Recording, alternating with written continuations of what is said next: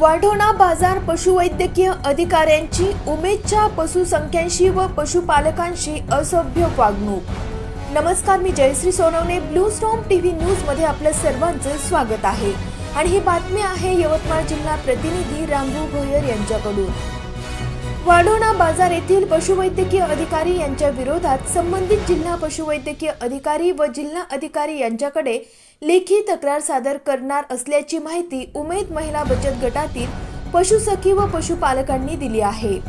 16 November Ralegaon तालुक्यातील वाढोणा बाजार येथील पशुवैद्यकीय अधिकारी यांची उमेदच्या महिला बचत गटातील पशुसखी व पशुपालन शेतकऱ्यांशी असभ्य वागणूक होत असल्याने येथील पशुवैद्यकीय अधिकारी यांच्या विरोधात संबंधित यवतमाळ जिल्हा पशुवैद्यकीय अधिकारी व जिल्हाधिकारी यांच्याकडे लेखी तक्रार सादर करणार असल्याची माहिती पशुसखी महिलांनी दिली आहे। सविस्तर वृत्त असे की वाढोणा बाजार पशुवैद्यकीय चिकित्सालय अंतर्गत अंदाजे 15 ते 20 गावे येत असून येथील बऱ्याच गावातील गुरेढोरांना लंपी आजाराची लागण झाली आहे। अशा परिस्थितीमध्ये गावोगावी जाऊन कॅम्प घेण्याची जबाबदारी पशुवैद्यकीय अधिकारी यांची आहे। सदर उमेद महिला बचत गटातील काही महिला पशुसखी म्हणून काम करत आहेत। त्यांना आपापल्या गावामध्ये जनावरांना कोणत्या रोगांची लागण झाली व त्यांना कुठले उपचार करायचे याची माहिती संबंधित पशुवैद्यकीय अधिकाऱ्यांना देण्याचे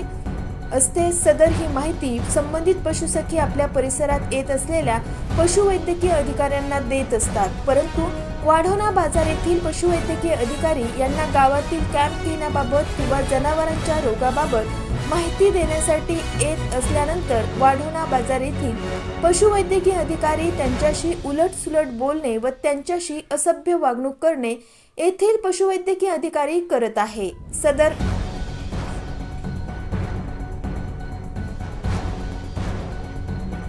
सदर येथील पशुवैद्यकीय अधिकारी पूर्णपणे नशा घेऊन शेतकरी, शेतमजूर तसेच महिला बचत गटामध्ये पशुसखी म्हणून काम करणाऱ्या महिलांना खालच्या भाषेत शिवीगाळ करत असल्याचे सांगितले जात आहे।